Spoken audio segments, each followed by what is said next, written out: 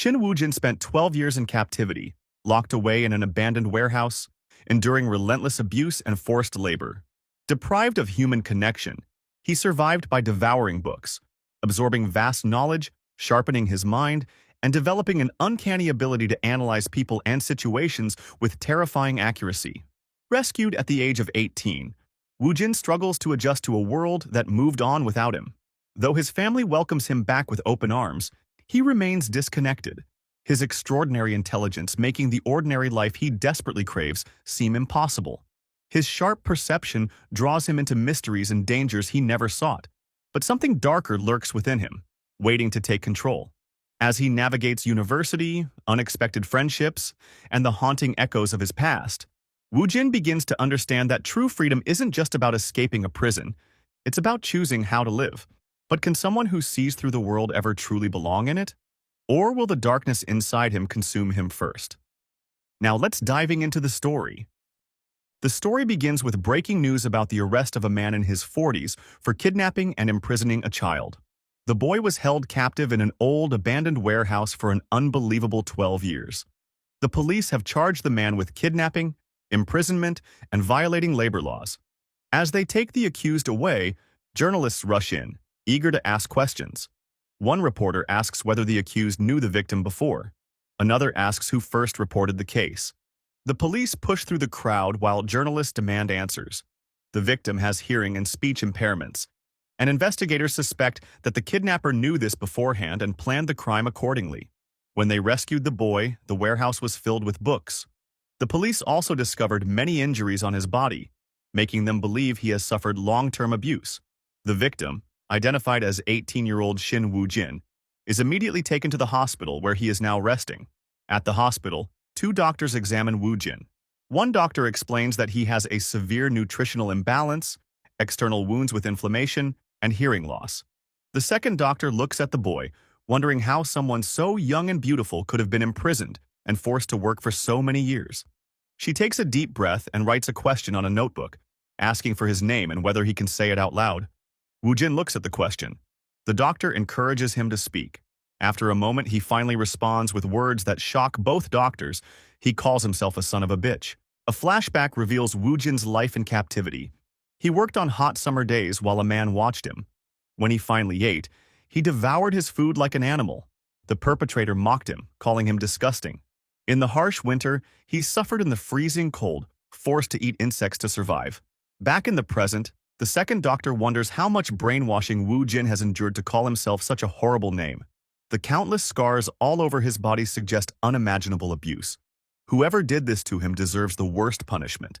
But despite everything, there is a small relief. His medical test results are not as bad as they feared. She gently places her hand on his shoulder and tells him that it is okay now. He can finally rest as much as he wants. He is safe here. She promises to be right back. As she leaves, she encounters a group of journalists. The hospital guards try to block them, but they keep pushing for answers. They ask about Woo-jin's identity, his condition, and whether his family has been found. They also question his ability to communicate. The doctor gets furious. She cannot believe that these journalists are treating someone's suffering as a source of entertainment. She demands to know how they got inside the hospital. Did the guards even check their IDs? She threatens to report them all for trespassing and obstructing hospital duties. The journalists panic. One of them quickly suggests leaving and going to the crime scene instead. Woo-jin is sleeping, and suddenly he opens his eyes and stares at the ceiling. He notices the fluorescent light above him, and then looks at his own hand. As he sits up, he sees another patient in the room. It is a middle-aged man, busy using his phone. The man glances at him and casually asks if he was kidnapped. He then remarks that life is strange for him too. Woo-jin doesn't respond, trying to observe the man. He quickly assesses his details. His name is Kim Nam-soon, 57 years old, with blood type B. He has an open femur fracture. His height is around 167 centimeters, and he weighs roughly 60 kilograms. His hands are rough and dry, showing signs of frequent dehydration. He is left-handed and doesn't wear any watches or rings, suggesting that he is not interested in accessories and probably has no spouse. Based on all these details, Woo-jin concludes that Kim Nam-soon fell from a low rooftop while doing plastering work. His left-handed brain instinctively made his left foot land first, but the impact caused his femur to fracture and break outward. As he thinks about the best first aid treatment for such an injury, the doctor returns. She gently asks Woo Jin if he slept well and whether he is feeling hungry. She offers him food and gives him a fork and spoon, thinking they will be easier for him to use. Woo Jin silently observes her. He carefully analyzes her face, the wrinkles around her eyes, the way her cheek muscles tighten, and the corners of her mouth rise symmetrically. These small details tell him that she is genuinely smiling at him, offering support. He concludes that she is not a threat. The doctor reassures him that he can eat comfortably now. No one will say anything about the way he eats. Woo Jin looks at the food and immediately starts eating. The doctor and Kim Nam-soon are shocked at his speed. He devours the food so quickly that he begins coughing. The doctor tells him to slow down, warning that he will get indigestion. But Woo Jin doesn't stop until he finishes every last grain of rice. The doctor watches him, stunned. She wonders what kind of life he has been living to make him eat like this. Just then, her phone rings. She answers the call, listens for a moment, then nods. She turns to Woo Jin and tells him that his parents have arrived. Hearing this, Woo Jin repeats the words to himself: father, mother, family. The doctor confirms it and asks if she should bring them in. Then she leaves. Alone in the room, Woo Jin stares at the clock. He begins counting the seconds and then the minutes, measuring how long it will take for his parents to reach him. Suddenly, a voice echoes in his mind. He is about to hear them. His heartbeat quickens. Anxiety creeps in. He senses their presence just outside the door. Outside the room, the doctor speaks with his parents, reminding them that the patient's stability is the top priority. His parents acknowledge the doctor's words. Then, they finally enter the room. As the door opens, Woo Jin sees them standing there with the doctor. His father and mother call his name. He stares at them silently. They rush toward him and embrace him tightly. Tears stream down their faces as they apologize over and over again. Woo Jin listens to their words repeating like an echo in his mind. A feeling he cannot explain grips his chest. Then, panic takes over. His parents notice his reaction and grow concerned. They ask him what is wrong, but Woo Jin suddenly starts shouting. The story continues with Woo Jin's younger sister, Bomi. She talks to her mother on the phone and tells her that she has cleaned the house. After ending the call, she reflects on her brother's return and wonders if things will feel awkward. She doesn't remember much about him since she was very young. As she watches a YouTube video about the warehouse where Woo Jin was found, she tries to imagine what it must have been like for him. She realizes that he spent 12 years there, and although she can't fully understand his experience, she thinks it's a relief that he was finally rescued. The doctor informs the family that Woo Jin doesn't have hearing loss, but may be experiencing psychological difficulties. When Bomi notices her parents arriving with her brother, she feels nervous. Her mother calls her name and tells her that she has brought her brother home. Bomi welcomes them, and her mother quickly moves to prepare dinner. Their father calls Woo Jin inside, and as he enters, he silently looks at Bomi. She smiles but hesitates to approach him. As Woo Jin takes in his surroundings, his gaze is fixed on an old childhood photo of him and his sister. His father reassures him that it's understandable to feel awkward after being away for so long. His father then shows him his old room and asks if he remembers it. Woo Jin confirms that he does. His father suggests that he look around the room and spend some time with Bomi. Bomi is shocked by the suggestion, unsure of what to say. Her mother encourages her, saying that she should try to get closer to her brother. At first, Bomi refuses, offering to help with dinner instead. But her mother insists that spending time with Woo Jin is just as important. Eventually, she agrees. While their mother is cooking, Bomi and Woo Jin enter his room. Bomi finds the situation incredibly awkward. Woo Jin observes the furniture, including his bed, the window, and the computer. As he processes his surroundings, he thinks to himself that this is his room. Bomi finally speaks, calling him brother. When Woo Jin turns to her, she suddenly starts crying, realizing that he looks even more handsome than when she last saw him at the hospital. She then takes out a smartphone and offers to teach him how to use it. Sitting together, she explains how to turn it on and how to store important contacts, including their parents' numbers and her own. To help him practice, she deletes her number and asks him to save it again. Woo Jin takes the phone and follows her instructions. When he succeeds, Bomi gets shocked and wonders if he really understood everything so quickly. She tells him that he doesn't have to use formal speech with her since she is his younger sister. Woo Jin acknowledges this and continues listening to her explanations. Bomi then instructs him to turn on the phone. As he does so, he seems amazed by the device. Next, Bomi introduces him to internet search functions. She tells him that he can type anything he wants to know in the search bar and tap the magnifying glass icon. When she asks if he wants to try, Woojin immediately searches for the word family. He looks at the images on the screen, processing the concept of family, his father, his mother, and his sister Bomi. He then softly repeats the word family.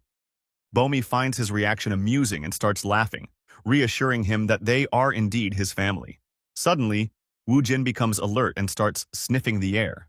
Bomi watches him curiously as he asks if the scent he is detecting is perfume.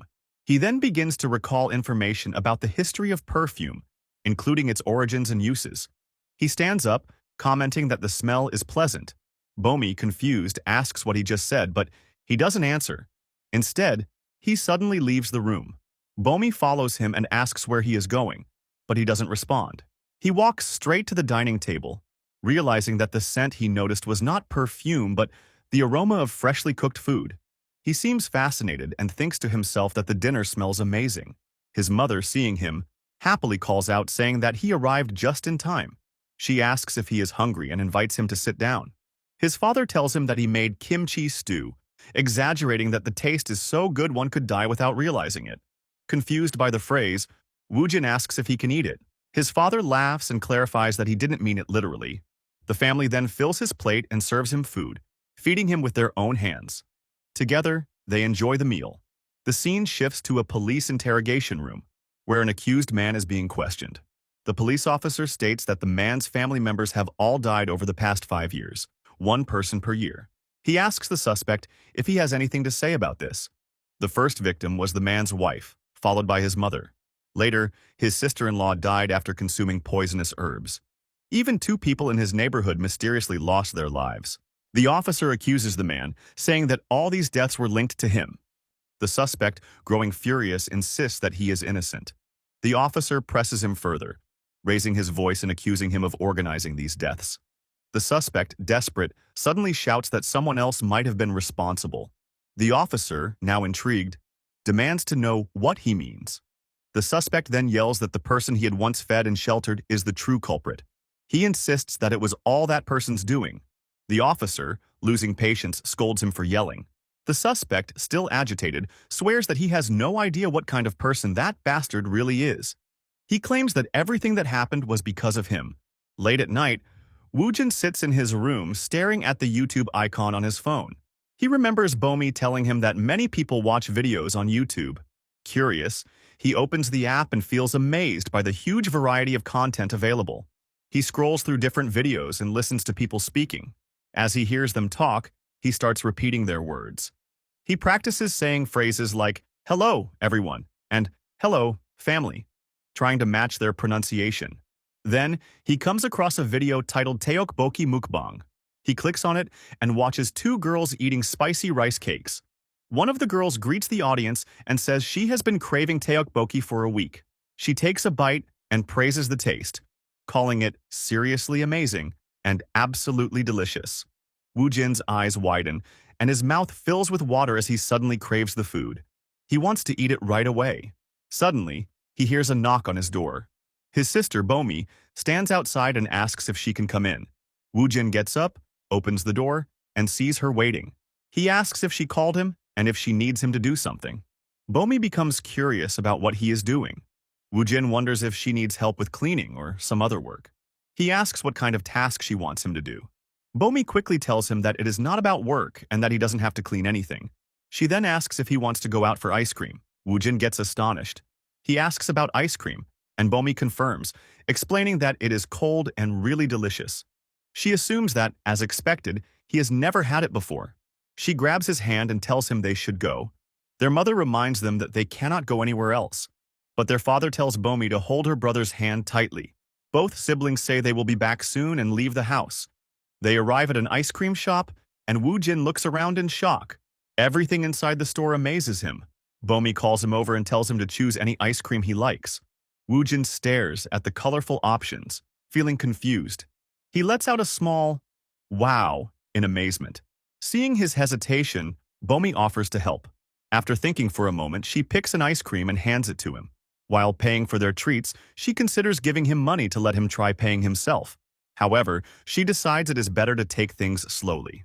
She tells Wu Jin to give his ice cream to her so she can handle the payment. As they leave the store, a group of girls sitting nearby notices Wu Jin. One of them urges her friend and tells her to look at him. The others also turn their attention toward him. Meanwhile, Bomi teaches Wu Jin how to open the ice cream wrapper. The girls continue to watch him. One of them finds him handsome and suggests asking for his number, but her friend stops her, saying it would be too embarrassing. They also notice Bomi standing beside him and wonder if she is his girlfriend. Bomi takes the ice cream from Wu Jin and opens it for him. She hands it back, telling him to try it because it is super cool and sweet. Wu Jin takes a bite and freezes for a moment. Bomi watches him closely and becomes curious. She asks if something is wrong. She wonders if the ice cream tastes strange or if it is too cold for him. She starts thinking that maybe she should have bought something else instead.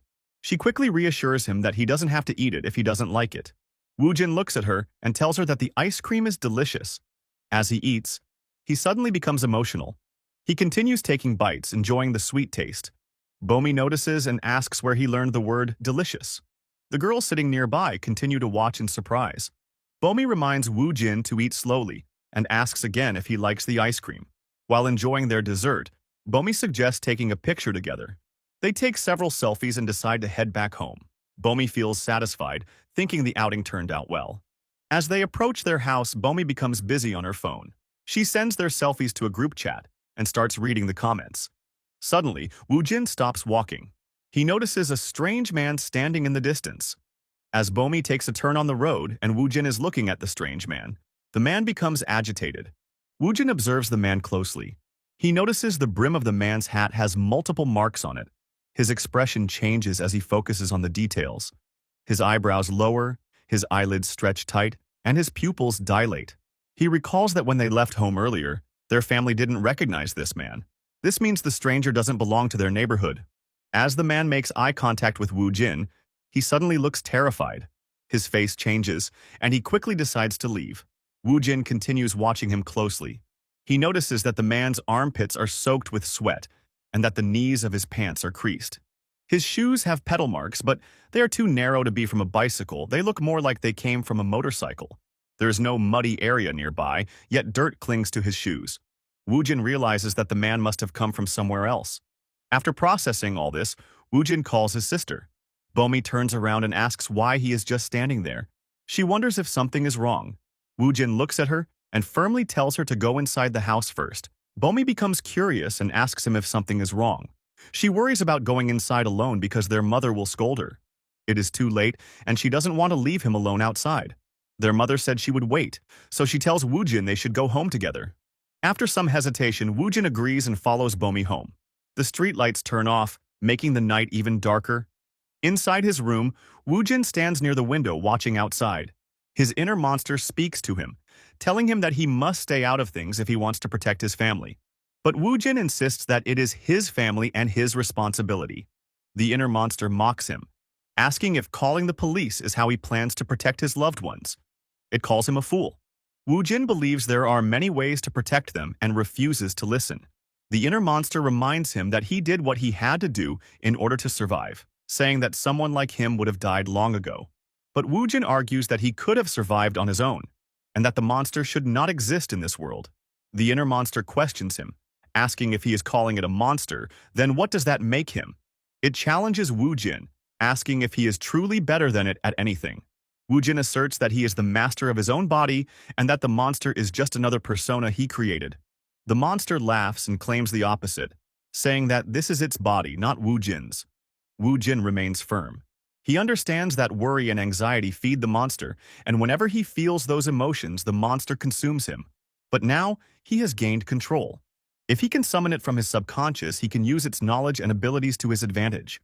Closing his eyes, Wu Jin calls out to the monster, inviting it to appear. When he opens his eyes, he stretches his body.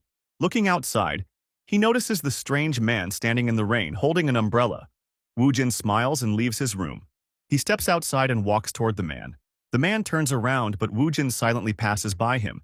He lifts his hand to catch the raindrops and reflects on how rain can even conceal human presence. He hints that he has been waiting for a day like this. The man, curious, asks him what he means, but Wu Jin responds playfully, telling him not to be boring. The man asks who he is. Wu Jin smiles, acting hurt that the man doesn't recognize him. He describes the man's day in detail, mentioning that he had jajangmyeon for lunch and works as a delivery person. He even mentions how the man tirelessly rides his motorcycle over hills. The man becomes intrigued but also uneasy. Wu Jin continues, mentioning how the man has been lurking around their villa and how there is only cat hair on his sleeves. He then accuses the man of killing a stray cat for practice. The man becomes terrified and demands to know who Wu Jin really is. Without answering, Wu Jin suddenly attacks. The man falls to the ground crying and trembling in fear. Wu Jin rips open his shirt, revealing his scarred chest. The man stares in astonishment. Stepping closer, Wu Jin warns him not to appear in front of him again. If he does, he will carve the same wounds into his body. He tells the man to stop crawling like a worm and leave quickly. The man crawls to his feet and runs away. Left alone, Wu Jin looks up at the sky, feeling the rain on his face. He smiles and listens to the soothing sound of the rain. Days pass. One evening, Wu Jin sits at the dinner table with his parents and Bomi. They share a warm meal together, enjoying each other's company like a real family. The next day, he goes out with his mother. They try new food and go shopping. The following day, he spends time with Bomi, going to the movies and trying popcorn for the first time. On the fourth day, Wu Jin stays in his room, studying. Bomi watches him curiously as he solves problems at an incredible speed. She tells him he should read the questions before answering instead of just guessing. But Wu Jin assures her that he has read them all. Bomi wonders where he learned to talk like that and regrets teaching him about YouTube. She checks his answers and finds that they all seem correct. Doubting her own judgment, she gives him another notebook to try. Wu Jin solves every problem quickly. Bomi watches in shock, realizing that all his answers are correct. She tells him that he is like a genius. But Wu Jin disagrees. He doesn't want to be special. He wants to be ordinary. Bomi is surprised and asks if he really wishes to be just an ordinary person. Wu Jin confirms it, saying that it might be difficult, but he wants to be normal. Bomi thinks about how, at her age, or even younger, Wu Jin must have suffered. She imagines him being beaten and held captive. Tears well up in her eyes as she realizes everything he has been through. Observing her closely, Wu Jin notices the subtle changes in her expression. Her eyes slightly lowering, her corrugator muscles tightening, her eyelids relaxing, and the corners of her mouth drooping. He gently places his hand on her head and tells her not to be sad. Then, he starts writing something on a notebook. Bomi watches him curiously and asks what he is doing. When he finishes, he shows her the note.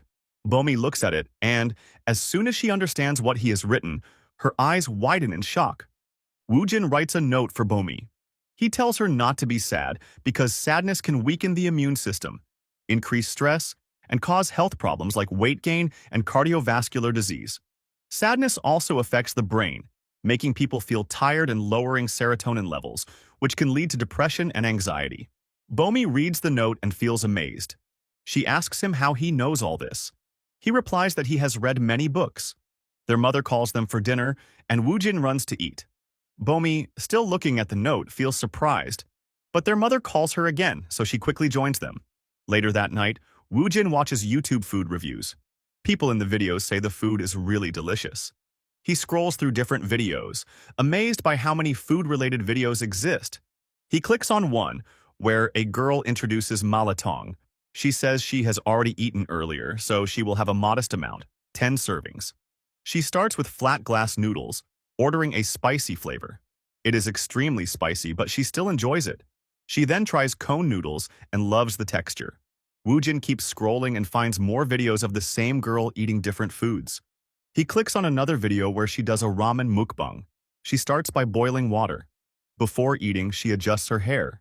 Then, she begins eating and continues talking about the food. As Wu Jin watches the videos, he wonders about the girl. He believes the girl is behaving just like him. He thinks about how someone like him might react the same way to food. He remembers a conversation with his parents. His father once asked him what he wanted to be in the future, but his mother said he didn't have to decide yet. She just wanted him to be happy and healthy. Wu Jin answered that he wanted to be an ordinary person with an ordinary job. His father agreed and said that would be good. Later, Wu Jin arrives at a building. He observes a situation where two men argue. One man accuses the other of a crime, saying the CCTV caught him, but the other man denies it. He insists that he was not there and doesn't even own the hat seen in the footage. The accuser, growing frustrated, points out that there is an eyewitness. The accused still denies it, saying it is impossible because he was never there. Woo-jin approaches them and greets Detective Kim Tae-hyun. Tae-hyun is shocked to see him and barely recognizes him. He says Woo-jin has grown handsome and asks how he has been. A flashback shows Tae-hyun rescuing Woo-jin in the past, taking him to an ambulance and promising to take responsibility for his safety. Back in the present, Woo-jin thanks Tae-hyun, saying he has been doing well because of him. Tae-hyun, happy to see him healthy, orders his colleague Gicheol to take the suspect to a holding cell. The man continues to insist that he is innocent.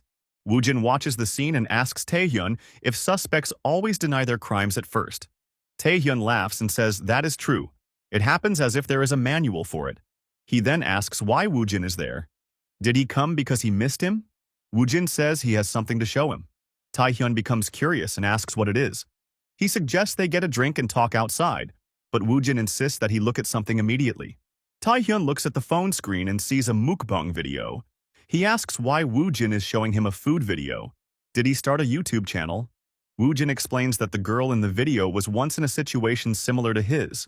He analyzes her body language. Her eyes look up and to the right, which indicates lying. Her fingers move toward her lips, a sign of nervousness or anxiety. She bites her lip as if she is chewing on it, which is another sign of nervousness. Feeling anxious while eating delicious food seems strange. If she were only worried about the taste, she wouldn't show this level of anxiety. Her eyes dart to the right again. She says the food is delicious, but her body language suggests otherwise. While eating, her shoulders are hunched. This posture appears when someone feels threatened or attacked. The limbic system makes people curl up in self-defense. Then, her eyes look up and to the left. This movement means she is recalling a memory. At the same time, she covers her mouth with her hand, a sign that she is hiding something. This is often an unconscious reaction when people don't want to talk about something. While boiling water, she fiddles with her necklace, a common action for stress relief or psychological stability. Tae-hyun listens and asks what Woo-jin is trying to say. Woo-jin points out something important. The girl is sending a signal. Her fingers form letters spelling out SOS. He explains that micro-expressions and unconscious actions all add up. It is too perfect to be a coincidence. This girl is being held captive just like he was before. Tae-hyun, still unsure, questions if that is really the case. Woo-jin insists. He points out that, at first, only small signs appeared. A barely visible hair, then a hair tie, then cotton. The girl is getting braver in sending signals. Tae-hyun processes the information and realizes that the victim is likely in her early 20s. She might not have a family or could have grown up in a poor environment. Woo-jin says the perpetrators are likely multiple people, ranging from teenagers to young adults. Most likely the leader of the group is in his 20s and probably didn't finish middle school. Tae-hyun questions if he knows the person who was held captive. Woo-jin says no. He was also locked up for a long time, so he understands how captive people behave. Then, he asks if coincidences can become the truth when they pile up. Tae-hyun gets confused. Woo-jin points out that the outfit Tae-hyun is wearing was bought by his mother. Tae-hyun gets shocked and asks how he knows that. Woo-jin says this is just one coincidence. The suspect earlier that got taken away, for example. The culprit likely plays the violin or viola as a hobby. Tae-hyun reacts, surprised that the suspect plays an instrument. Woo-jin explains that if he is right, that would be the second coincidence. Tae-hyun asks if he wants to be a profiler or something. Woo-jin says no. He just wants to be an ordinary office worker and comes to file a report. He is only trying to explain his reasoning. He then suggests that Tae-hyun ask the suspect in the holding cell what his hobby is. If he is wrong, Tae-hyun can punish him for obstructing official duties. Tae-hyun agrees since they already have a connection, then leaves, wondering what he is doing. Then, he approaches the suspect in the cell and asks if he happens to play the violin or viola. The man looks curious, then admits that he does, as a hobby. Tae-hyun gets shocked and wonders if Woo-jin has some kind of special ability. A flashback shows Woo-jin observing the suspect earlier. He had closely examined the man's fingers and realized he played violin or viola. Back in the present, Tae-hyun returns to where Woo-jin was, but he is gone. Gicheol informs he doesn't know where Woo-jin went. Tae-hyun notices a note on his desk. It says, "Two coincidences. Shall they try for a third?" The high school mukbang girl is desperate now. The note also mentions Woojin's phone number. Taehyun tells Gichul to search YouTube for high school mukbang. Gichul acknowledges his order. Meanwhile, Woojin waits at a bus stop. The bus arrives, and his mother reminds him to get his transit card ready. He boards the bus as a student and takes the window seat. A flashback shows him drinking with his father and uncle. His uncle asks if he really wants to be an office worker. Woojin confirms that he does, just like at his uncle's company. His uncle laughs, and his father comments that the company is not exactly ordinary. His uncle says he heard Woojin is great at studying, solving problems in seconds, so for him, it would be an ordinary job. Woojin asks if he can visit the company. His uncle agrees and asks when he wants to come. Back in the present, Woojin sits on the bus, thinking about the promise. Today is the day he is scheduled to visit. He has 4 stops left, about 32 minutes to arrive. After some time, he reaches his uncle's office and calls him, saying he has arrived. Woojin looks up at the large office building and reads the sign, Shinhwa General Trading. It is a major corporation, just as he expected. He observes the people around him, thinking about his dream of living an ordinary life. His uncle arrives and greets him, asking why he waited outside instead of in the lobby. Woojin is grateful for allowing the tour. As they walk inside, his uncle explains that there is a large office in the basement, and this building is the headquarters. They also have branch offices in different locations. Woojin names all the branches, and his uncle gets astonished. He asks if Woojin looked them up before coming. Woojin says yes, he thinks he needs to know a lot to live an ordinary life. But now, he realizes that living an ordinary life is actually difficult. His uncle praises him for being clever, then leads him to the entrance. As they wait for the elevator, a girl approaches and asks if Woojin is the manager's son. His uncle recognizes her and calls her Hyerim. He clarifies that Woojin is his nephew and is only visiting. Hyerim glances at Woojin and finally asks if he is in high school. Woojin asks the same about her. Hyerim gets confused, can't he tell from her uniform? The elevator arrives and his uncle quickly interrupts their conversation, saying goodbye to Hyerim and taking Woojin with him. They arrive at the 7th floor, and his uncle leads him inside. Woojin is amazed to see the office. He walks around, watching employees work. His uncle lets him sit in a cubicle and asks how it feels. Woojin says it doesn't feel real yet, but he will work hard to become a real office worker someday. Just then, an employee approaches his uncle and informs him that the Saudi contract was canceled. His uncle gets angry and says they should have set up a meeting first in the conference room. His uncle apologizes to Woojin, saying he had planned to have lunch with him in the cafeteria, but now he has urgent business. Woojin says it is okay. He has already seen a lot. He thanks his uncle and decides to leave on his own. Back on the 1st floor, he sees Hyerim again.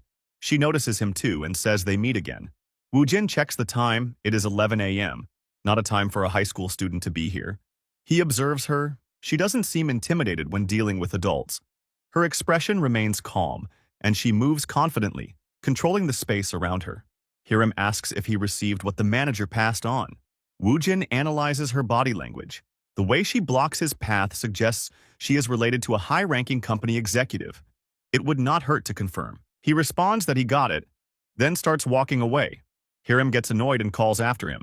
Woojin turns back and Hyerim asks if he is skipping school. Woojin replies that he doesn't go to school. Hyerim gets astonished and asks what he means. Woojin repeats that he doesn't attend school and tries to leave again. She stops him, questioning why he keeps ignoring people. Woojin replies that he doesn't want to waste time on things that don't benefit him, like this conversation. He doesn't think he will gain anything from talking to her. Hyerim gets shocked by his words. Woojin thinks, people deny and undervalue others to prove their own worth. Now, he wants to see who she really is. Hyerim then asks, what if she is the daughter of the company's CEO? Woojin knows that in situations like this, he needs to show an expression. He slightly widens his eyes and opens his mouth a bit to react. Hyerim asks if it changes how he sees her now. Woojin thinks after revealing her identity, she looks at him like a superior talking to a subordinate, unaware of how rude she is being. But she quickly regains control of her excitement. Hyerim asks why Woojin is not in school. Woojin replies that he isn't attending school. Hyerim finds it perfect because she is bored and invites him to hang out. Woojin notices her body language. Her pupils dilate and shift to the upper right. The corners of her eyes droop slightly, and her mouth curls into a mocking smile. He realizes that she sees him as a plaything, but he thinks he can use that to his advantage. He realizes she is not giving him a choice and agrees. He thinks that if she grows up, she will likely become either a sociopath or a narcissist. Hiram tells him she knows a good place, and when Woo Jin asks where it is, she doesn't give him the location, expecting him to follow without question. Woo Jin thinks about how she expects the world to revolve around her. After that, they reach a cafe. Hiram asks if he is trying to become an idol since he isn't in school. Woo Jin explains that he is studying for a high school equivalency exam. He asks why Hiram isn't in school. She says she left early because it is that time of the month. He observes her eyes moving to the upper left, a sign of possible lying. She also flips her hair, an unconscious stress relief habit, which makes him suspect she isn't telling the truth.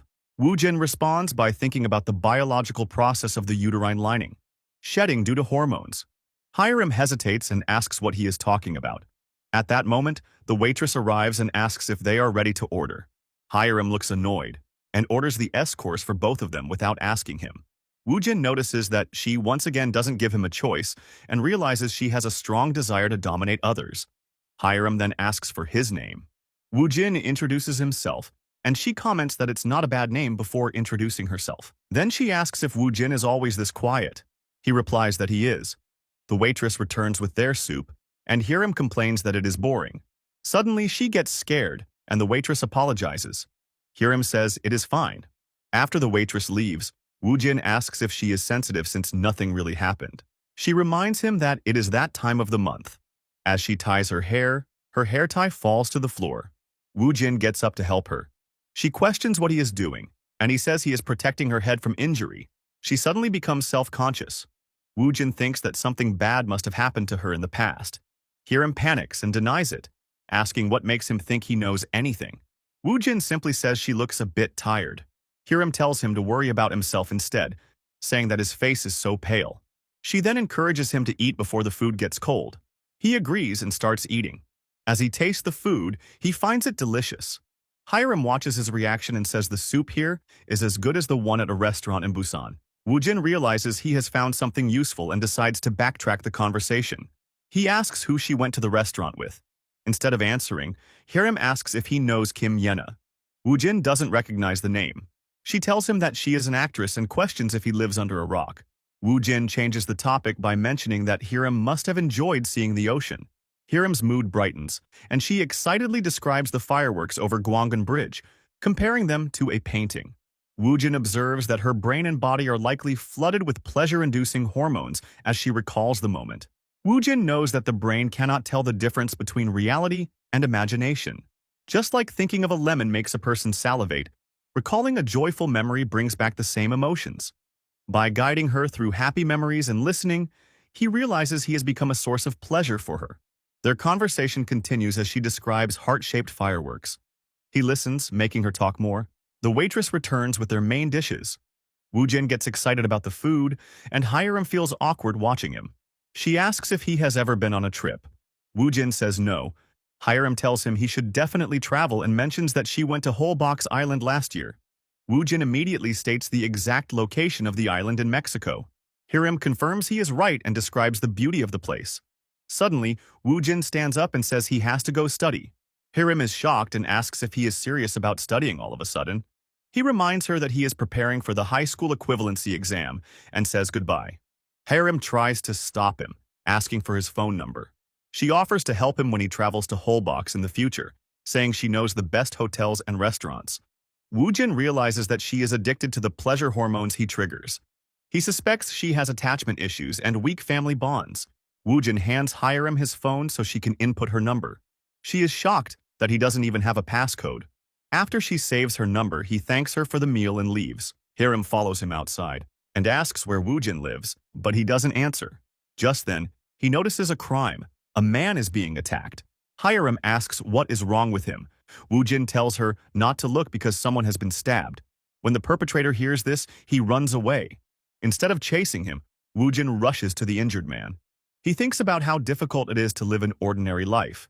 He places his hand on the man's wound and calls for help, urgently reporting the stabbing. He provides the location in front of a restaurant and realizes the injured man's pulse is rising rapidly due to blood loss. He asks for the man's blood type. The man weakly replies that it is type B. Woo Jin informs the emergency responders that the man has an abdominal stab wound and severe internal bleeding. A blood transfusion is needed urgently. The person on the other end asks him to repeat. and Woo Jin does so. They instruct him to lay the man flat and apply pressure to the wound, but he is already doing that. He demands that they prepare type B blood and send help immediately. Hiram watches the entire scene in shock. Meanwhile, Woo Jin thinks once again about how difficult it is to live an ordinary life. The ambulance arrives with the police. Woo Jin cleans his hands with a cloth. The police officer wants to ask him a few questions. He describes the suspect in detail, mentioning the short hair, gray hat, black-collared t-shirt, blue jeans, and height and weight. The officer asks him to start from the beginning again. Woo Jin repeats everything. The police officer thanks him and asks for his contact number. Hiram watches him from a distance. The officer tells him they will stay in touch. Woo Jin agrees. He thinks this must be Hiram's first time experiencing something like this. He compares her reaction to a child taking their first steps, trying but eventually falling. When a baby falls, parents comfort them. Right now, he can be that person for Hiram. Woo Jin walks up to Hiram and asks if she is shocked. He tells her everything is okay. He believes this will become a strong memory for her, and she will think of him. Hiram, feeling curious, says, yes, she is shocked.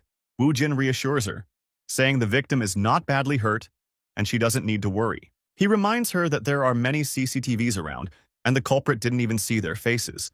The police will probably catch him soon.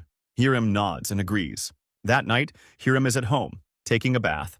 She keeps thinking about the incident. She remembers Woo Jin telling her not to look, saying the victim is not badly hurt, and telling her not to worry. She thinks about how he comforted her. After finishing her bath, she sits in front of the mirror and looks at herself. Then, she realizes she didn't get to ask Woo Jin something. Meanwhile, Woo Jin is in his room watching food videos on YouTube. He wonders if MSG is really the seasoning of gods, and thinks the food looks delicious. He decides he will try it someday. Just then, he gets a message from Hiram. She asks if he got home safely and if he's okay. Woo Jin replies, saying he is totally fine. Hiram asks what he means. Woo Jin tells her he is going to bed now and says goodnight. Then, he goes back to watching food videos. A little later, Hiram messages him again, saying it's only 10 o'clock, and she is surprised he is already going to sleep. But this time, Woo Jin ignores her message and continues watching his videos. The next morning, he has breakfast with his family. He enjoys the food, and his mother feels happy seeing him eat so well. After breakfast, he studies in his room and completes all his work. He checks his phone and reminds himself that keeping it beside him is the golden rule for maintaining an ordinary daily life. He gets a message from Hiram, but decides to ignore it. He tells himself that ignoring messages is also part of an ordinary life. He looks out the window and sees a sparrow. He thinks about how peaceful and ordinary his life is. He believes that because being ordinary is difficult, he must work hard at it. Just then, Woo Jin receives a phone call. He answers, saying hello. The person on the other side introduces themselves as Kim Mi-young from XX Capital. They talk about business funds and emergency loans. Woo Jin suddenly becomes alert, thinking he might have won something. He asks if he can get 10 million won. The caller sounds astonished and asks what he means. Woo Jin raises the number to 10 billion won, feeling confident that he knows how to handle the situation. Then, he receives another phone call. He answers, and the caller introduces himself as Officer Lee Sang-chul from XX Police Station. Woo Jin immediately wonders if he has won again. The officer asks if he is the student who reported the stabbing near XX. Woo Jin confirms. The officer asks if he is okay, saying it must have been a shocking experience. Woo Jin replies that he is fine. The officer then tells him that the suspect has been caught, and they need him to come in for a witness statement. Woo Jin leaves his room and tells his family he will be back soon. He thinks about how, unlike in childhood, he will not return home late this time. He will come back on time every day. After that, he reaches the police station. In the interrogation room, he tells the detective that he could not see the suspect's face well because of the hat. He says he focused on the overall impression instead. The detective asks if the suspect seems like the person from that time. Instead of answering immediately, Woo Jin asks what the suspect is saying now. The detective asks if he wants to hear his voice. The suspect is frustrated and tells the police that they are harassing innocent people. He insists he didn't do anything. Woo Jin observes the suspect's face closely while listening. The suspect claims he doesn't even know the victim, so why would he attack them? He asks why he would ever do such a thing. He points to the blood on his hands and argues that he got hurt while cooking. He shows his hands covered in small cuts and sarcastically asks if it is now a crime to be bad at cooking. Woo Jin gets shocked after hearing this. The detective asks what he thinks. After a moment, Woo Jin says that the suspect is lying. The detective asks Woo Jin if he thinks the suspect is the culprit. Woo Jin confidently says yes. The suspect tries to defend himself, saying he was just walking around the neighborhood. But Woo Jin carefully observes his body language. He notices that the suspect frequently touches his nose, which is a common sign of lying. When people lie, their bodies release catecholamines, which increase blood pressure around the nose and eyes, causing itchiness. He also sees the suspect chewing his lips and touching them with his hands. These unconscious actions often indicate regret and a desire to take back a lie. Woo Jin recalls that people react to danger in 3 ways: freezing, fleeing, or fighting. He notices that the suspect freezes by crossing his feet, which could mean he feels psychologically pressured. Even if he is innocent, he might freeze due to stress. But when analyzing his overall behavior mathematically and probabilistically, his body language shows fear of being exposed. Woo Jin asks about the suspect's educational background. The detective gets confused and tells Woo Jin that the suspect has a master's degree. Woo Jin thinks that highly educated people value logical evidence. If the suspect is guilty, he would worry about DNA, witnesses, or other proof against him. Woo Jin asks if they mentioned an eyewitness. The detective says not yet. He also confirms that Woo Jin only saw the suspect from a distance. Woo Jin suggests that if they tell the suspect there is an eyewitness, he will likely confess. He firmly believes the suspect is the culprit. Before leaving, the detective asks if Woo Jin needs him to walk him out, but Woo Jin declines. After he leaves, the detective enters the interrogation room and tells accused named Kim Youngbae that they have an eyewitness who saw him at the scene. The suspect is visibly shocked and asks about the eyewitness. The detective asks if he admits to the crime now. The suspect finally confesses, saying it was impulsive. Meanwhile, outside the station, Woo Jin remembers people eating food. He wonders what jjajangmyeon tastes like at the police station. He imagines it being incredibly delicious and thinks that he will definitely try it someday. He then checks his phone and receives a message from Hiram. She asks what he is doing. Woo Jin replies that the culprit has been caught, so she can relax now. At that moment, Hiram is sitting in her school cafe with her friends. But Hiram is too focused on her conversation with Woo Jin. She asks why he is only contacting her now. He simply tells her to get home safely. Hiram gets shocked and furious, finding his response unbelievable. Woo Jin casually thinks that people usually just read messages and ignore them. Hiram gets intrigued and asks how he knows that. She also asks what he is doing now. Woo Jin says he is taking on a challenge. She asks what kind of challenge, and he tells her that if she comes, it might increase his chances of success. Later, Woo Jin and Hiram go to a restaurant to take on a food challenge. Hiram is still annoyed about his earlier messages. The waiter explains the challenge. They must finish all the food within 20 minutes. If they fail or throw up, they will have to pay a 2,001 penalty. Woo Jin is determined to win. He thinks about how there is no set maximum amount of food. It keeps increasing. The real challenge is dealing with leptin, the hormone that signals fullness to the brain. Fat cells release leptin when eating, so he must finish before his brain registers that he is full. The waiter asks if they are ready. Woo Jin confidently says yes, and the challenge begins. He starts eating at an incredible speed, shocking both Hiram and the waiter. He continues to eat rapidly and finishes his bowl. Hiram, still in shock, doesn't finish hers. The waiter announces that Woo Jin wins. Woo Jin thinks about asking Bomi to praise him. Hiram is shocked and asks if he is trying to become a YouTuber. She finds it crazy that he ate so much so quickly. She questions if he is even human, since eating like that doesn't seem normal. After leaving the restaurant, Hiram comments that the place was great and thanks Woo Jin for the meal. She asks if they still have room for more food. Woo Jin replies that it is a rule to have dessert after a meal when dining with a woman. Hiram thinks he is weird but also strangely interesting. Woo Jin asks if that is not normal. He tells her to come quickly, and they go to another cafe for dessert. He finds the sweets delicious. Hiram tells him he needs to stop watching YouTube because his way of speaking is unusual. But Woo Jin continues enjoying his dessert, repeating how tasty it is. Hiram silently watches him, feeling a bit awkward. In the evening, Hiram's driver arrives to pick her up. She tells Woo Jin again that he needs to stop watching YouTube. His way of speaking is strange, almost like he is copying the phrases he hears.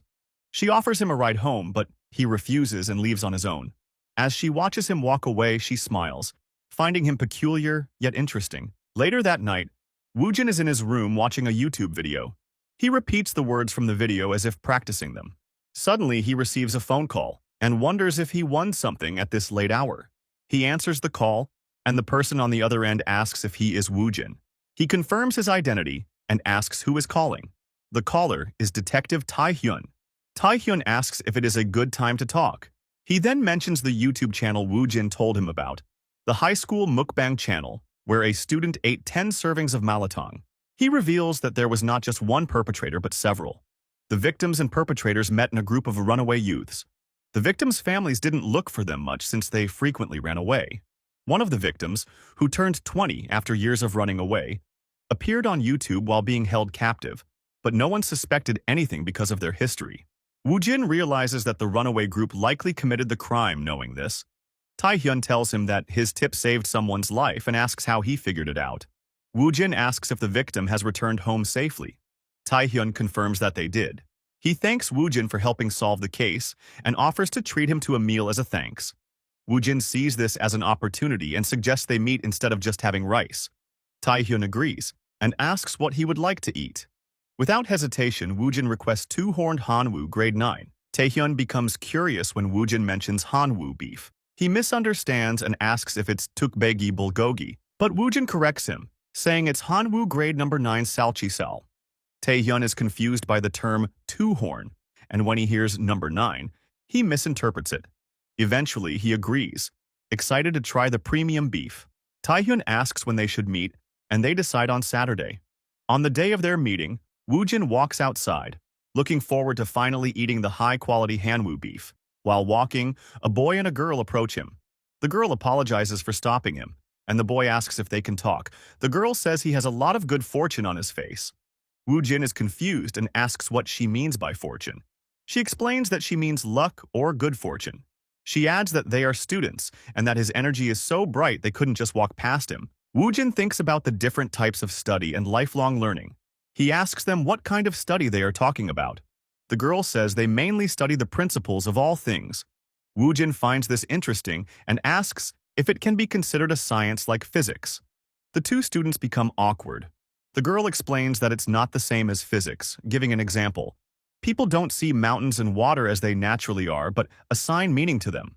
Woojin responds by explaining mountains scientifically as high-altitude tree formations and water as H2O, composed of hydrogen and oxygen. He asks if there is any mistake in his knowledge. The girl praises him, saying his bright energy must make his insight extraordinary. The boy suddenly asks if people often tell him he is handsome. Then, he mentions that Woojin resembles his ancestor who is sitting on his shoulder. He says Woojin's ancestor has been watching over him but looks slightly displeased because he hasn't been very pious. Woojin looks around, trying to see the spirit, and asks if it's a ghost. The boy gets astonished, and the girl corrects him, saying they don't call them ghosts, but ancestral spirits.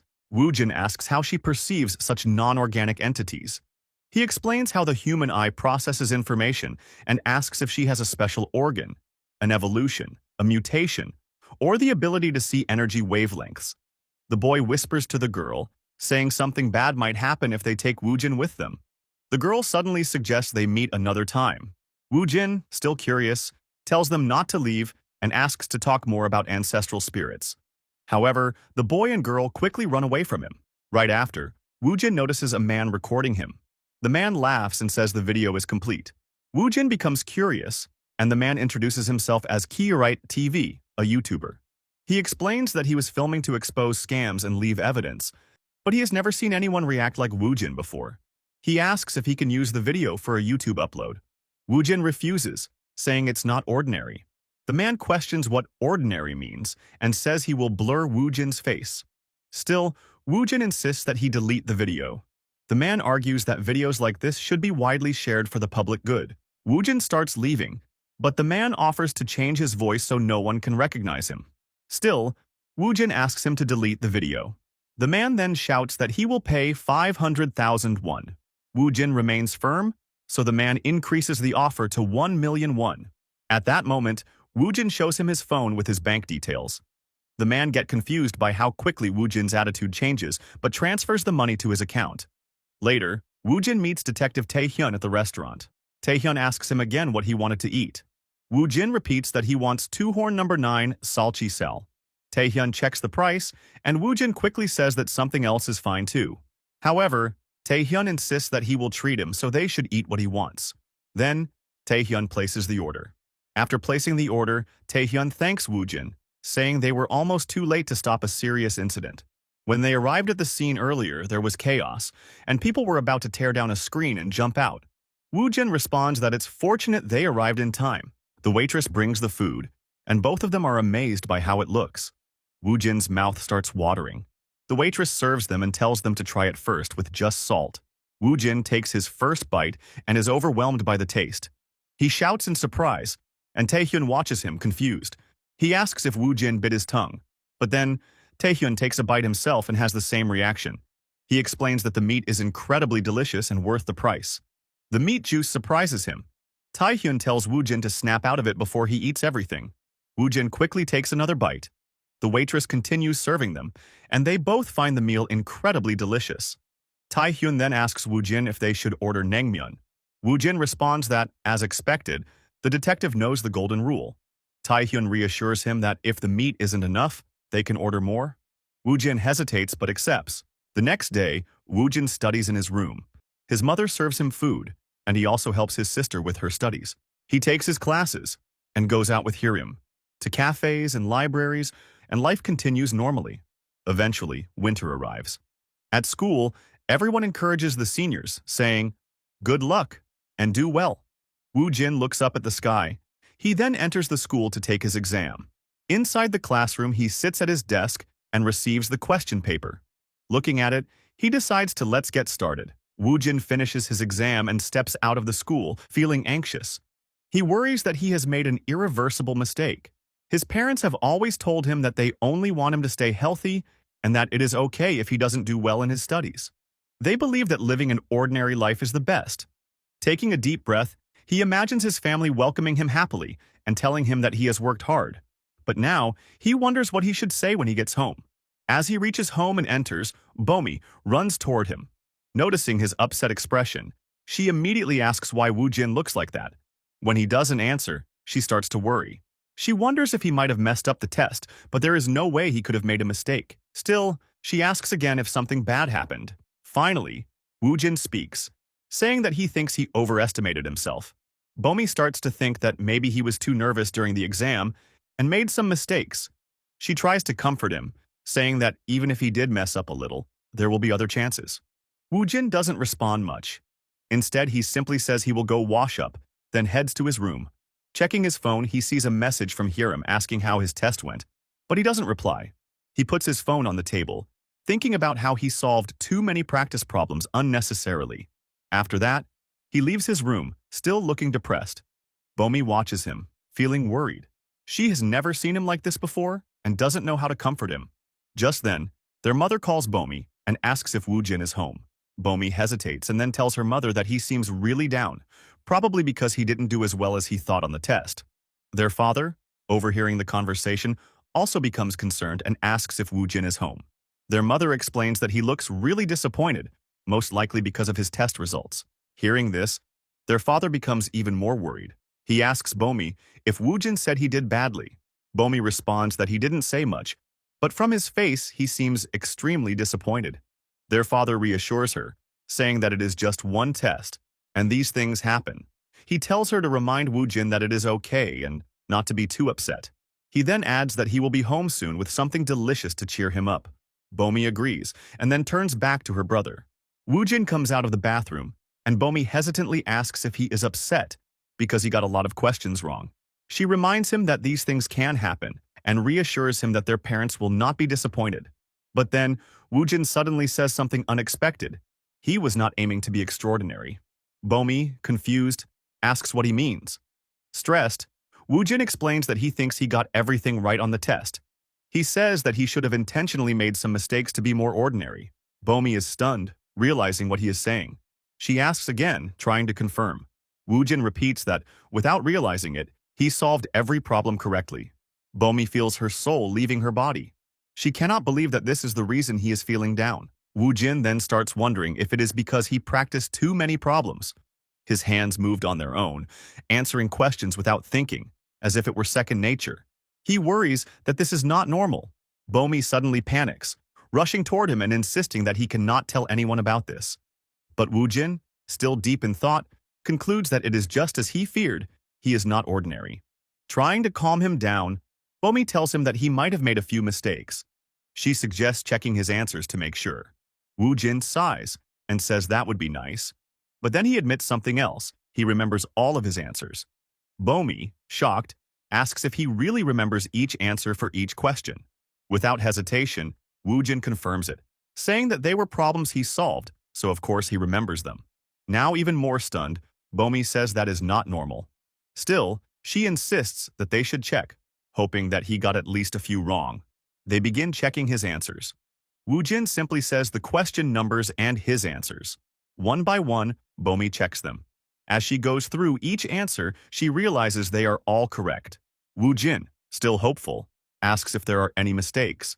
But Bomi tells him that they are all correct. Determined to find even one mistake, she checks his answers in another subject, mathematics. Wu Jin anxiously asks her if any are wrong, pleading for at least one mistake. But when Bomi finishes checking, she hesitates and tells him everything is correct. Wu Jin falls into an even deeper depression. He says that he understands now. He really got everything right. Bomi, on the other hand, thinks that this is something to be happy about. She tells him that this is a great achievement and should be celebrated. But Wu Jin says that this is not what he wanted. He wanted to be ordinary, but being ordinary is harder than he thought. Their parents always told him to live a normal life, but now it seems impossible. Bomi realizes how their parents will react when they find out. She tells Wu Jin that they will be very surprised. Wu Jin agrees, saying that of course they will be surprised. He got a perfect score. Bomi realizes that her brother sees things in a completely different way than most people. Wu Jin, still emotional, says that he will never be ordinary.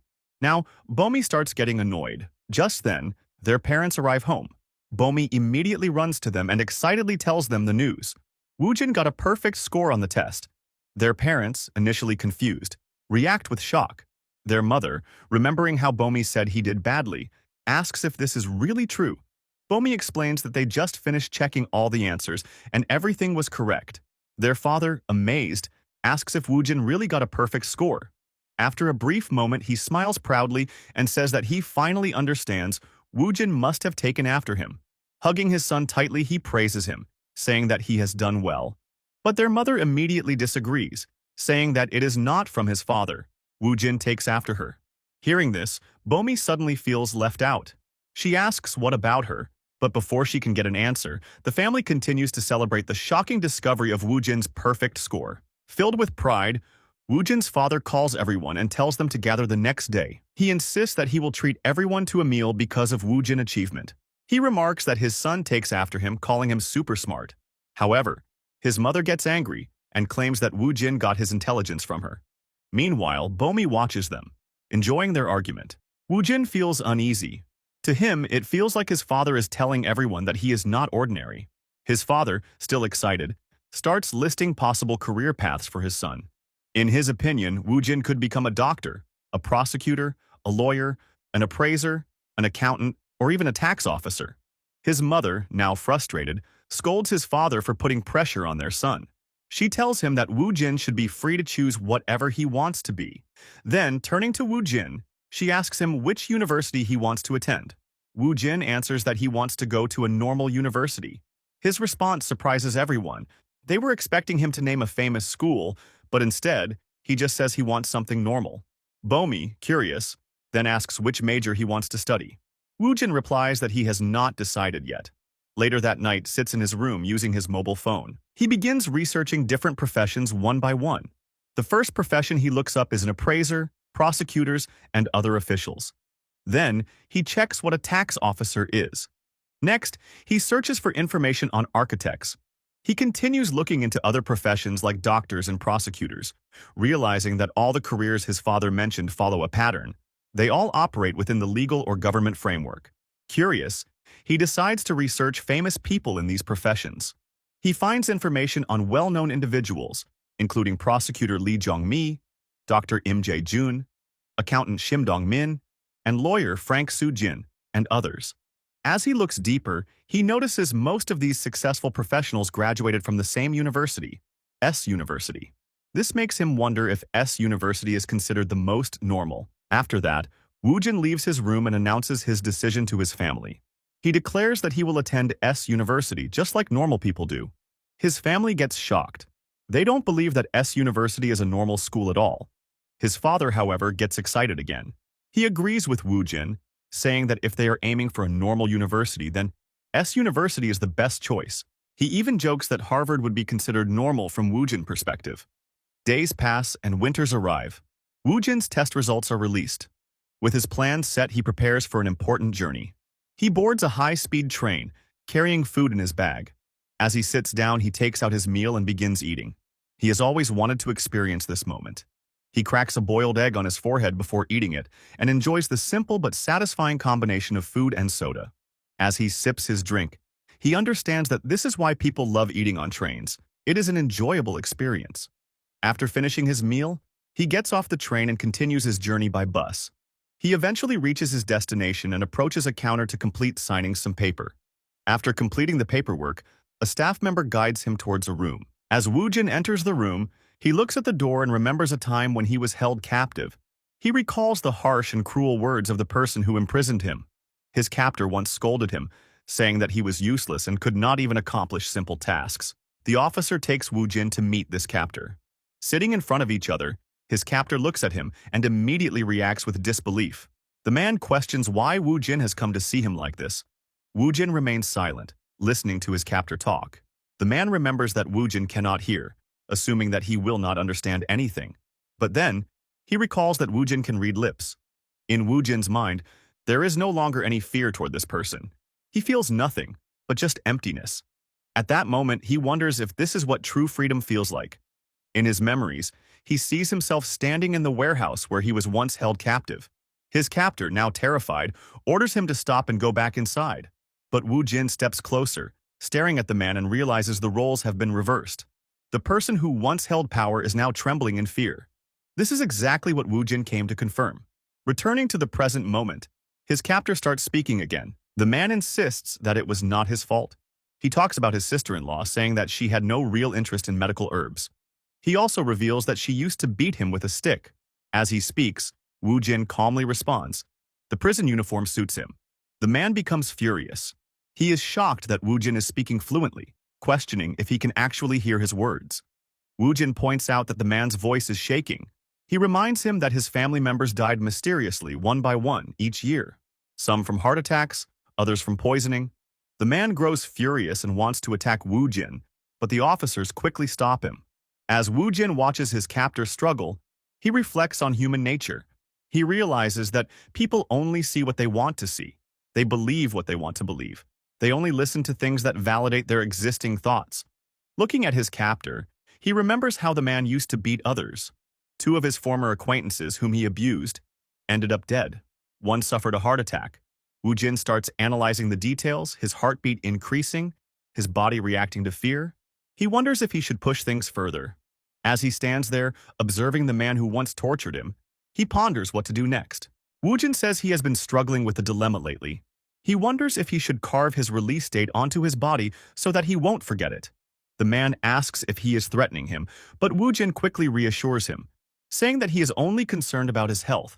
He asks if his captor is writing an autobiography and expresses curiosity about what it might say. The man, confused, asks how Woojin knows about that. Woojin continues, advising the accused to eat only when he is not full, to put down his phone before he feels satisfied, and to get some moderate exercise while avoiding too much sunlight. Woojin even mentions that he has deposited some money into the accused's prison account. He clarifies that he doesn't have much money yet as he isn't working, but he will send some from time to time. The accused starts to realize that Woojin's actions are part of a larger plan, a setup to keep him thinking about it constantly. He becomes agitated and panics, falling to the ground in fear.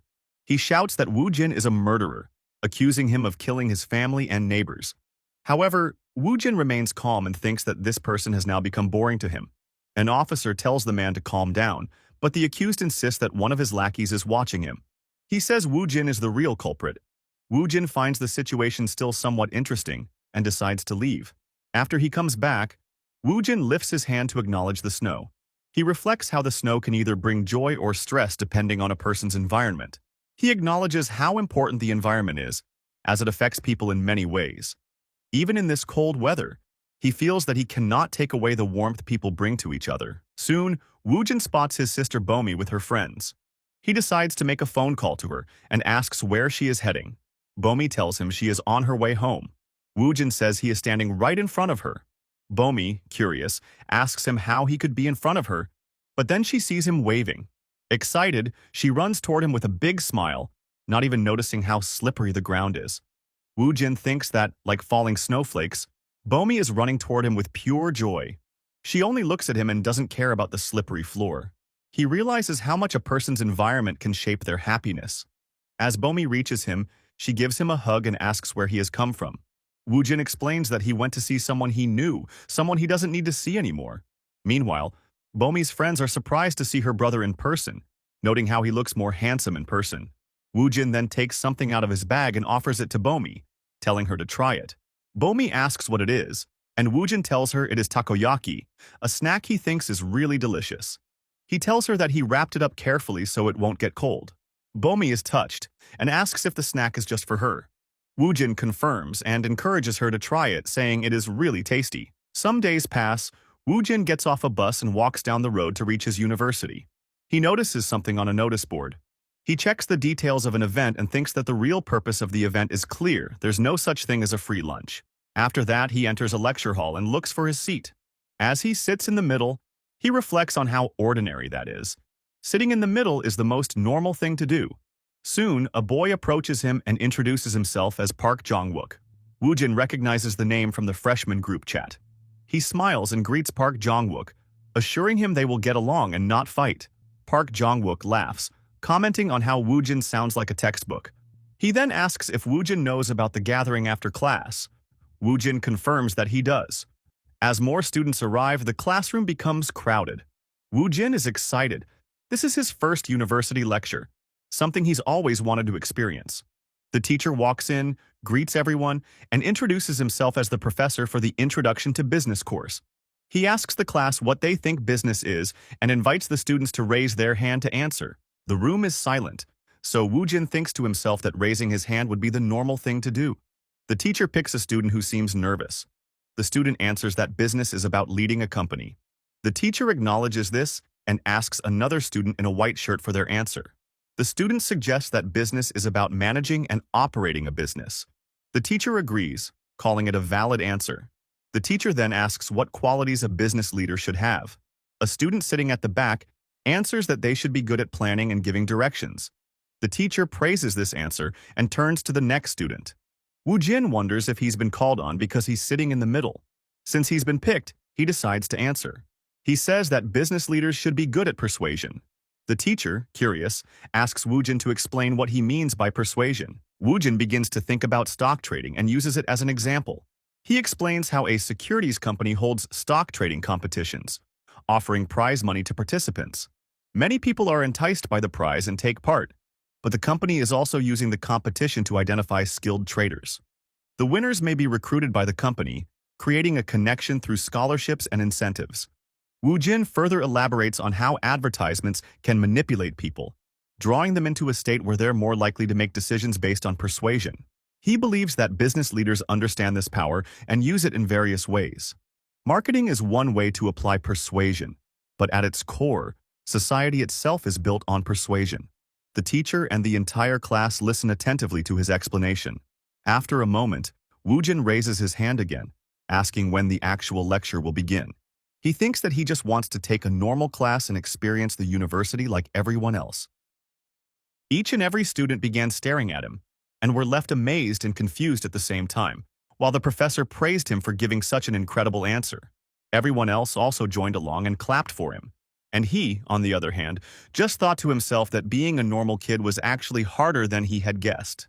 The professor then proceeded to start off the first class of the session by giving them an introduction to business administration, and Woojin's eyes lit up as he had been waiting for this first lecture for a long time. The professor explained to them that business administration involved how to effectively and efficiently manage an organization.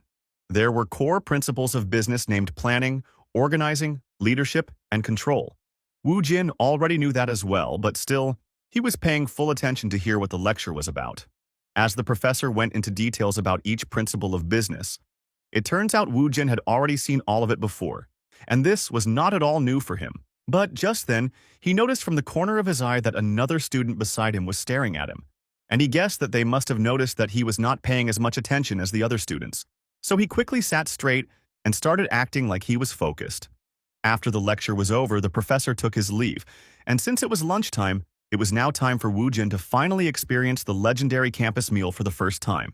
He went straight to the cafeteria, took his meal to the table, and like always, he started eating it way too fast, making everyone turn their heads towards him. He rushed through the entire thing, and after he was finished, he just sat there thinking that it lacked MSG. Just then, he gets a message from Detective Tae-hyun, asking him if he was busy, and he replies that he was, as he just finished eating his meal. But then, the detective directly called him and informed him that he had a tricky case this time around, which was worth 100,000 won.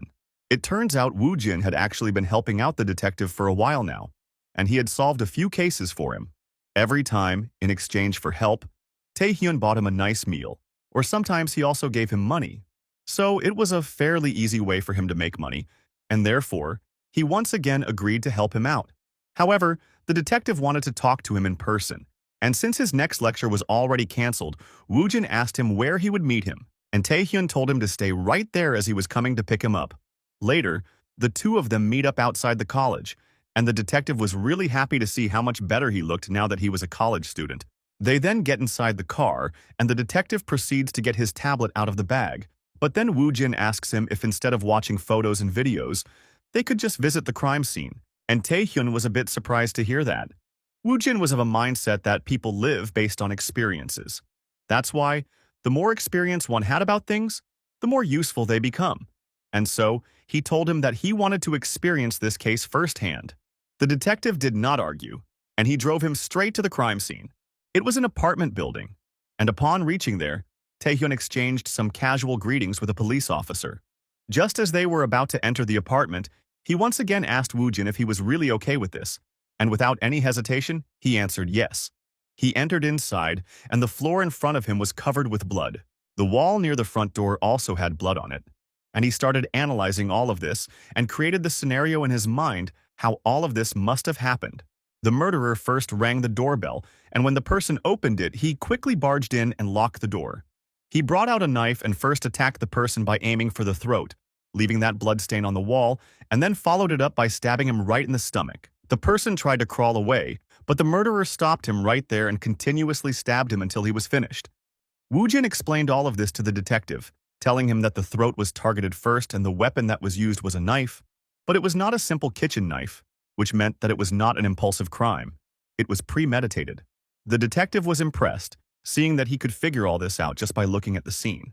Wu Jin then asks him if they had found anything else, and he answers that they hadn't so far, but they did have the suspect's CCTV footage. Wu Jin takes a look at it while also inquiring if there were any fingerprints. However, there were none.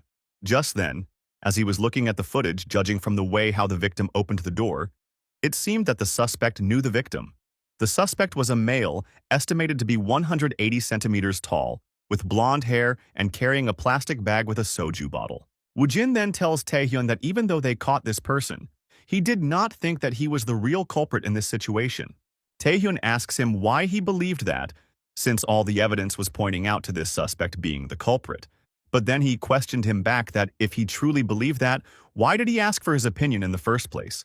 The detective admitted that something did feel off since the suspect was not confessing no matter what. He claimed that he did not go home that night and was staying at a motel. Conveniently, the motel's CCTV was broken, and the owner was too drunk to even remember in which room the suspect stayed in.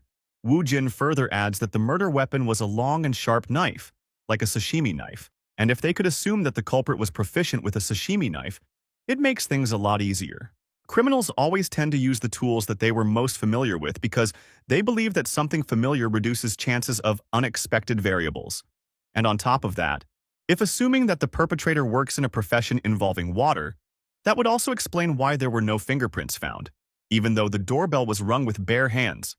The reason being, people who frequently work with water often develop severe eczema, which erases their fingerprints.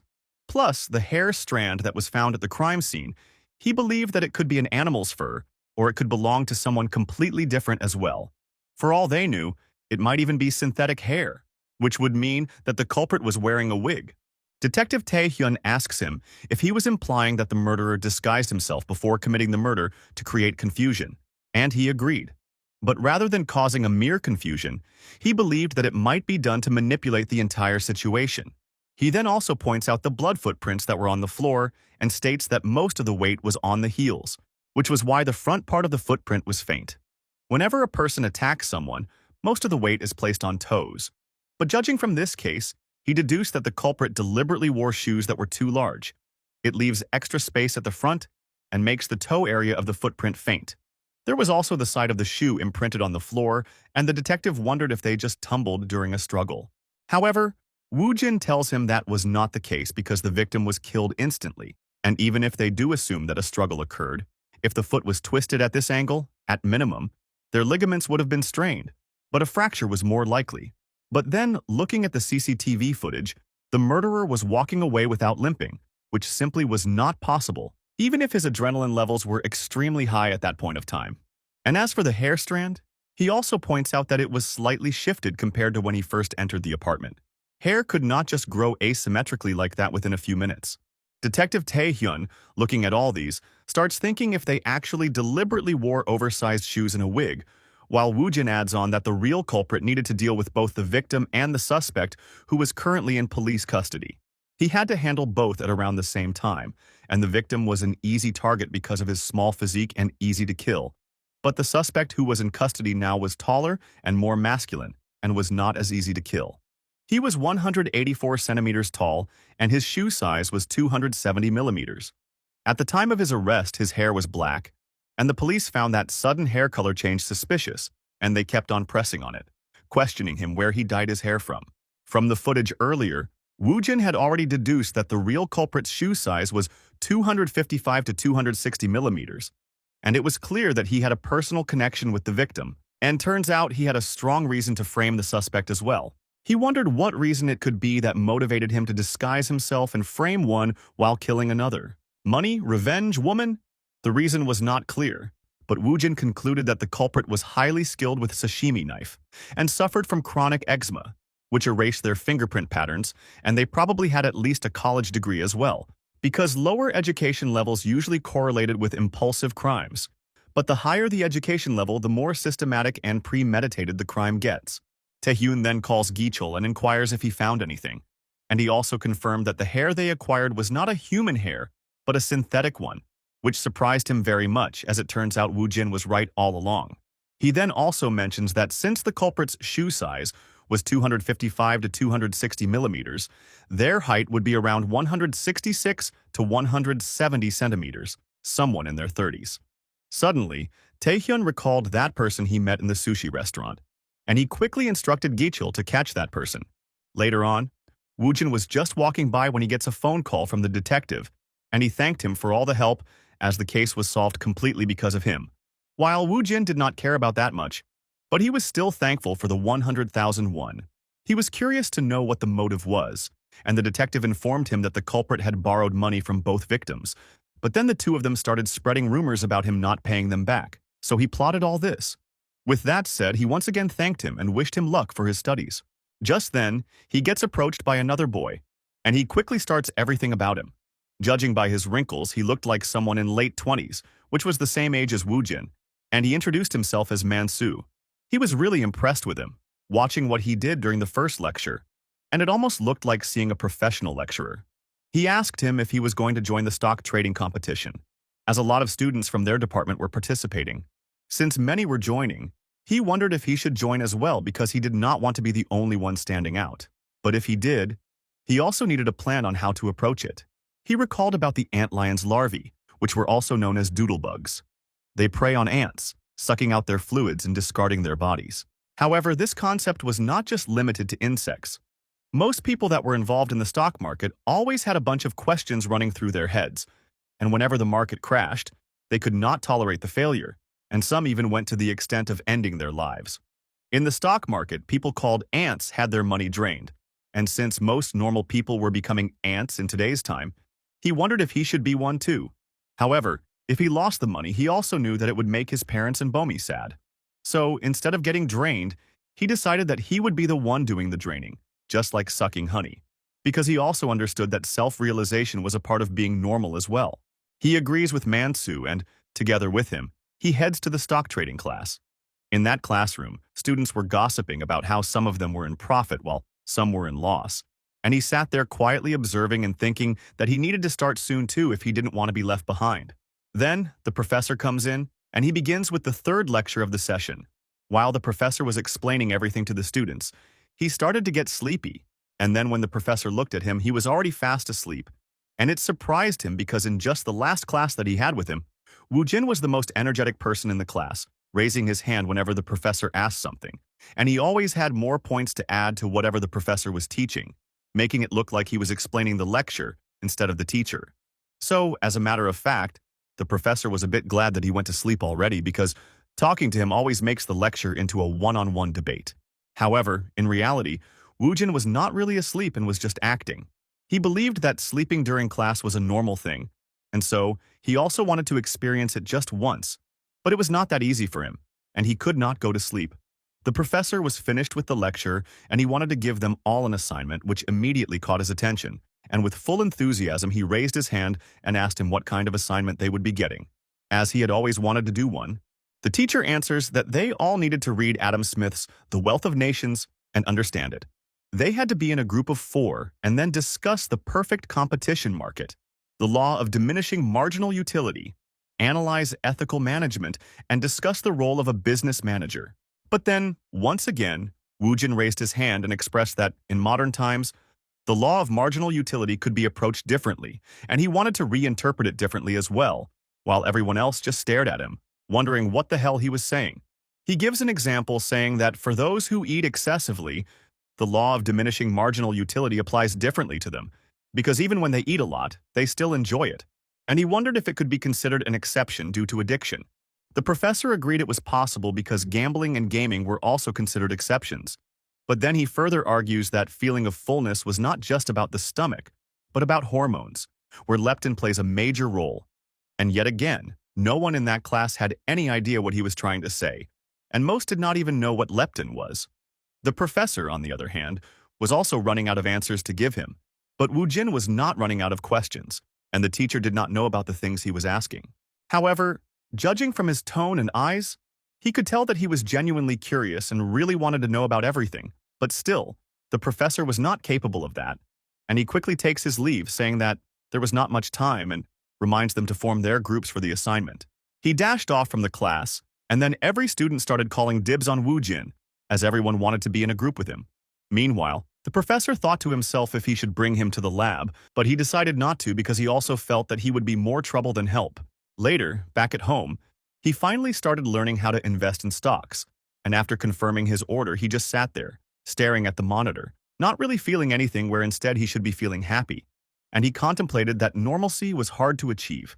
He sees the graph slightly going down, and he remains calm, but then the graph straight up hits the rock bottom, and he starts to panic, but he tries to stay calm, thinking that it was just a simulation. He wondered if his subconscious self was to wake up. How would he react? Because everything that he had seen or heard, he was sure his other self knew everything that he was unconsciously ignoring. So he goes in front of a mirror and called him out. The subconscious comes forth, and he starts praising himself that his face was quite handsome, and he could totally become a celebrity with that face just for fun. But then, he takes off his t-shirt, revealing the countless scars that were on his body. And he understood that he could not. He sat in front of the PC, and he started going through the entire internet to learn more about stocks while thinking that this was something he needed to do. While they were locked away in that room, he had full control over this body, but now, Wu Jin was slowly taking over, and if this continued, he was afraid that he might disappear completely. Hence, he needed to show him his worth. He noticed some big investors were moving in, and there were signs of accumulation as well. He tells Wu Jin to not be a child and become an adult, as the simulations were pointless and there was no practice in real life. He proceeds to buy a bunch of stocks, and those stocks were actually rising at a tremendous rate. While he sat there, told Wu Jin that money was not something he earns. Rather, it was something that others make for him. What he meant by that was, unless he printed money himself, he would always have to provide some kind of value to receive it, whether he was an employee or a CEO. A company's CEO always needed to generate revenue to pay employees, and to generate that revenue, they relentlessly pursued business opportunities.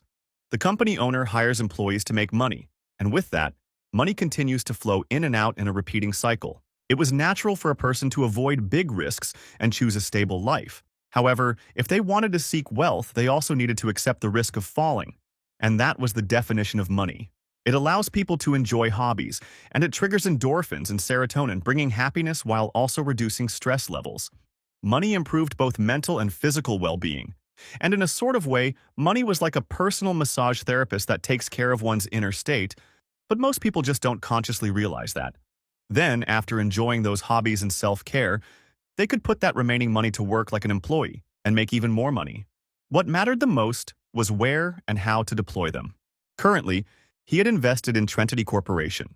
It was a company that once developed its own cosmetics, and their stock was also very stable, until the CEO changed 2 years ago. Since then, their stocks had been falling, but there were also signs of strategic accumulation. Their market capital was 80 billion won, and if a major investor holds enough capital, manipulation becomes possible. There had been several positive articles regarding Trinity Corp recently, so it was the logical choice to buy their shares and then wait for things to unfold. That's exactly what happened, as news started to come in that the company was collaborating on the world's first drug development, involving international professors in the project as well. And as a result, the stocks began to skyrocket, where everyone started buying and selling that company's stock. However, he remained patient and thought about how irrational humans were. They follow trends instead of making independent decisions. And while everyone was moving like a herd, he remained patient and was not going to sell. Eventually, after ignoring everyone else, he reached the point where his share reached the absolute peak in the market, and he was the only one there to claim it. The next day, just as Wu Jin was about to head out for college, his mother asks him if he did not want to eat anything before going, and he tells her he did not need to, while thinking that he was already full. Later in the classroom, a boy named Jong-hun was bragging that he made a 19% profit on the share market, and the others wanted to know how he did it, whether it was observing trading volumes or doing quick trades. However, he tells them that they needed to check the indicators as well, and at the end, it was all about observing and analyzing. But then he notices Wu Jin's group, and he was discussing that he had already read The Wealth of Nations. Jong-hun recalled how every single person wanted to be in Wu Jin's group the other day. So he went up to them and asked them if they were all doing well with the stocks. However, his teammate answers that he was not, since he did not really know how to work the stock simulation, and another girl named Im Na wasn't doing it either, as she did not really understand how to do stocks. However, he looks away from her and tells them that it was not that complicated as they were thinking, but then he looks at Wu Jin, and he was pretty sure that he must be doing it while he, on the other hand, was simply observing him. And he could tell that Jong-hun was showing a fake smile. On top of that, he also noticed that just a moment ago he felt something like fear from Imna, which was more like a subconscious reaction. It was a typical example of how men were more visual creatures than women. They may stare at attractive women, but the moment they make eye contact with them, they quickly avert their gaze. When a man looks in the eyes of someone he finds attractive, he does not just feel nervous, he also feels a kind of fear. But this was just a simple evolutionary trait, a remnant of DNA that fears the leader of a social group. In ancient times, attractive women were usually by the leader's side, and even touching that woman could lead to death or expulsion from the group. And hence, this fear that was embedded in men's DNA also subconsciously influenced Jong-hun. And as we come back to the present, Wu Jin could clearly see that he was asking him that question with a fake smile. And the only reason why someone like him, who loves to brag and show off, came to him was because he wanted to make an attempt to appeal to Imna by using him as the target. So he simply answered that he was doomed. Jong-hun starts looking down on him, questioning him if he was not able to make as much profit as him, and Wu Jin tells him that he was trying to simulate it, but he accidentally made a real cash purchase. Hearing that, Jong-hun began laughing at him, saying, "How could anyone be this stupid?" And he asked him if he ended up losing a lot of money. However, on the contrary, he replies that he actually made a 30% profit. Everyone was shocked to hear that, and he also showed the proof on his phone, which amazed the girls even more, while Jong-hun stood there frozen in place, thinking to himself that the person in front of him was not normal at all. He was wearing a cheap denim shirt, had an outdated phone and no watch, and his shoes were also really cheap, costing less than 50,000 won. But he had reached the daily trading limit, and he could not believe how he made that kind of profit. Meanwhile, Woo-jin also knew that Jong-hun was analyzing him and searching for something in him which could make him superior over him. Jong-un then requests to let him take a look at what stock he invested in, and just as he was about to take his phone, it slips from his hand. Woo-jin immediately took everything into consideration like height, weight, and falling speed, and he knew that it would definitely break, so he quickly catches it and saves it from falling. Everyone was really impressed seeing how insane his reflexes were, but then Jung-hoo notices the scars on the back of his waist, and he asks him how he got those wounds. Im-na also saw them and was speechless, while Jong-un, on the other hand, wasted no time to take advantage of that and started questioning him if he was living like a gangster or something. He makes fun of him, saying that even the tattooed gangsters would run away, and he even tells the girls to be cautious not to slack off on their assignments, while Woo-jin was still in a bit of a shock, wondering if this was finally happening to him. Whenever people criticize or talk badly about others, subconsciously, they feel a sense of superiority as the reward system releases dopamine in their body. Hating and cursing others was not just a simple emotion, but it was a biologically pleasure-related action for people. Jong-un here, with all his expensive clothes, watch and shoes, loved to show off without hesitation, and seeing how aggressively he corners and judges others, it became even more clear to Woo-jin that he remained addicted to self-display to this day. Unable to escape his addiction, he always tried to find a way to make things like these happen. Woo-jin understood very well that most of the time, those who caused harm were the majority, and the victims were in the minority, and hence those who suffered were not considered normal. And since he wanted to be normal, just like everyone else, he needed to side with the majority. So he decides to do exactly that, and he suggests to his group that before starting to work on their assignment, they could just drink for the day to bond. Because after all, he made a profit. His group was up for that, and he even offered Jung-hoon to come along as well, saying that he wanted to learn more about stocks from him, and he agreed to join them. While in reality, what Woo-jin was trying to do was make him step into the area that he had designed for him, a space where they could clearly see what lies inside him, just like an operation theater. And like the anatomy practice, he would be dissecting him piece by piece so that everyone could see his true nature. Later at night, they all head to a restaurant, but Woo-jin comes out to attend a call. The person on the call was also nearby in the area, and they also wanted to meet the friends that he had made, so the person asked him if they could stop by, and Woo-jin agreed. He then went back inside the restaurant, and there were his 4 classmates, excluding Man-soo, who could not come because he had to help his cousin. He sits with them, asking the ladies if they ordered something for them.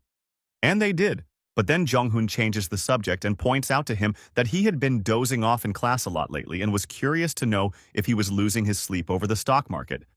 He was sure that he must be checking stocks and news up all night, while the waiter also brought their meal to the table. Woo-jin, on the other hand, was completely focused on the food only.